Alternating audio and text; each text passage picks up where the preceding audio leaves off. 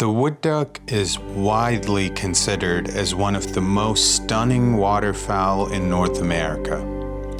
The males are iridescent with chestnut and green. They have ornate patterns on nearly every feather. The females are elegant with distinctive profiles and delicate white pattern around their eyes. Let's take a look at my process for photographing these beautiful yet shy waterfowl. I'm Sai Pathy. I'm a wildlife photographer based out of Houston, Texas. And today, I want to show you my process for photographing these wood ducks. I'll show you everything from how to find the perfect location to go where the species are. I'll show you the gear that I use, and I'll even take you out into the field with me so that you can see how it all kind of comes together. And my hope is that inspires you to just get out there. So if you've been in the bird photography world any length of time, you know the app eBird. That's what I use to find out the best locations for the shoot. When you open up the eBird app, it takes you to the start checklist screen. What you really want to do is go to the explore section. And typically the app will show you a certain mile radius around your current location, but you can also go and pick a specific location by clicking on the navigation icon on the top right. So for our example, I am going to try to find locations in Austin, Texas, and it'll show up as Travis County, which is where Austin is. And it shows us a 30-mile radius around Austin where people have spotted birds in the app. And if you look in the middle of the screen, there's a search bar and it says search hotspots in the area. What you actually want to do is tap the icon to the left of that, and when you do that, it will change it to search species in the area. So once we click on that search bar and start typing in wood duck, and you'll see an option pops up for wood ducks. We'll go ahead and click on that. And what this does is gives you all of the areas birders have spotted wood ducks. So if you scroll down, you'll see multiple locations in that 30-mile radius. What I really try to do here is look at the counts. So how many birds did people spot? And I also try to see how many days ago they spotted them. So for example, we can see 25 days ago, someone spotted one wood duck in Lake Bastrop area. But if we keep scrolling down, we can see 11 days ago, somebody spotted 12 at the Ladybird Lake. I always try to pick areas with a higher spotted number because this just increases my chances of being able to photograph them. So if I were in Austin, I'd most likely head to the Ladybird Lake area to do a couple of important things. You want to scout the location and see, how the birds are behaving in the location itself. Studying what you're trying to photograph will seriously up your chances of walking away with pictures instead of just showing up and expecting to get pictures the first time you go to the location.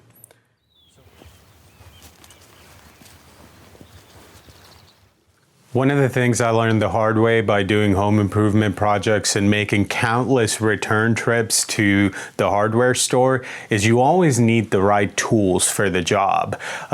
We don't have to be gear acquisition maniacs, but having the right tools for the job certainly helps. And I want to show you some of the primary tools that I use in photographing wildlife. Obviously, we're talking about photography, so the most important tool that you're going to have in going out there is going to be your camera, and for that I use Sony Alpha 1. So I know Sony has released an Alpha 1 Mark II now, but I'm still using the older model Sony Alpha 1. And this camera is great because it has a stacked sensor. It shoots 30 frames per second, and it's really robust, rugged, and I have a whole bunch of Sony glass for wildlife and other things. And you know how it is, once you get locked into a system, you're kind of in there, right? So Sony's been really good. It's been a good camera. It's definitely been the most important tool in my toolbox in wildlife photography, is having a capable camera that can shoot 30 frames per second and not miss the action. And perhaps more important than the actual camera in wildlife photography is the lens that you use. And I use a Sony 200 to 600 millimeter G lens. This is a great versatile lens because it offers me the flexibility of 200 millimeter focal length, and also on the more zoomed in end, a 600 millimeter focal length. And on my lens, I have basically put a camo sleeve on it to protect it, and also to camouflage it a little bit while I'm out in the field. And I have an upgraded lens foot on here. It's a Lee Photo metal lens foot, and it's a little bit bigger for my hands to hold on to, and it also really does a good job keeping it stable on the tripod. And if you kind of study the behavior of wood ducks and see them in the field, you'll see they're really skittish. If they see you, if they hear you, they'll kind of take off to the other side of the water.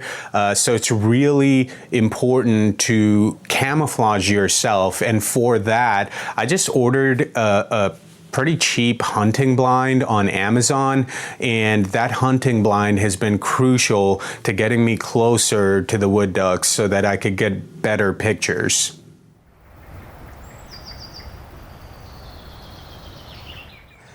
Well, this is the fun part.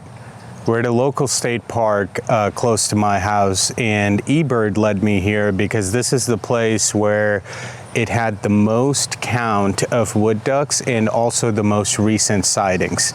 Now, as I mentioned earlier, it's pretty important to scout the location first. I know at this state park, there's a big lake out here. And after scouting the location, I understand that there is a particular cove that all of them congregate in. And this is actually the cove behind me. The other thing I know about wood ducks is that they can be really skittish. So if I'm walking up here, what they will do is they will see and hear me, and they'll go back to the other side of the lake to get away from me. And once they go back there, it's pretty hard to get them back to where you are because they've already spotted you. And that's the reason why we're not going to be taking pictures today. We're just here to scout the location, check out the behavior, and what I'm actually going to do is come back another day before sunrise, set up my blind, and get pictures of them that way so they don't spot me and get spooked. So I'll see you when I get in the blind. All right, y'all, it's about 6 in the morning. We're out here in the blind. The sun will rise about 7 a.m. this morning, and it is a crispy 32 degrees this morning. What we're gonna do is set up our gear, have some coffee, enjoy the sights and sounds, and hopefully we'll walk away with some pictures this morning.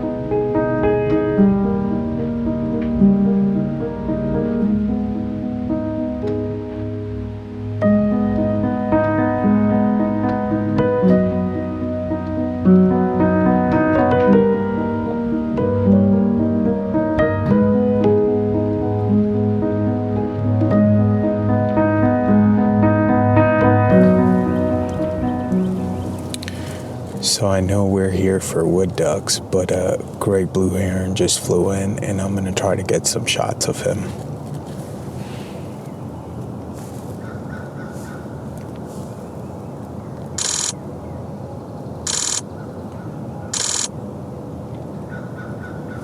That's awesome.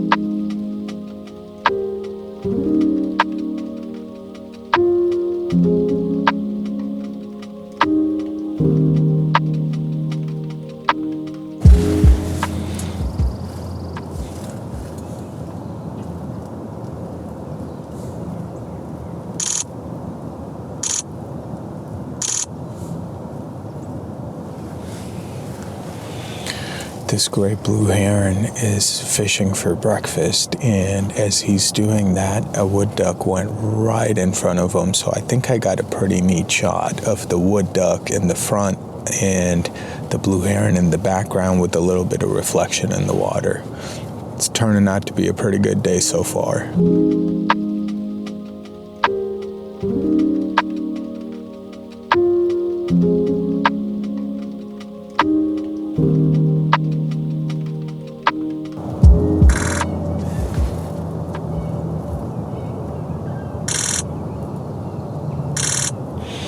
All right, it's cold, it's frigid, but I'm telling you, today's been such a good day. I just got a shot of a wood duck, and this is probably the closest that I've ever gotten to one of these.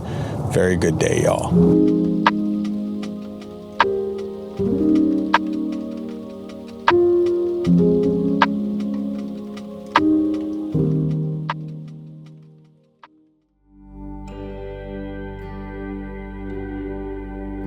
It's always a great feeling when you put in all this work to walk away with a couple of great pictures.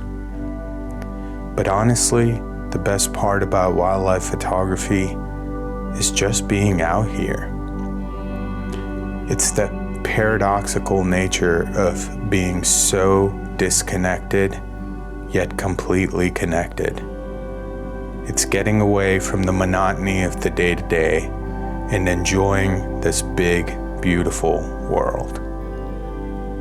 If you like this content, please subscribe to my channel. You don't want to miss the next month's video. It's going to be a good one.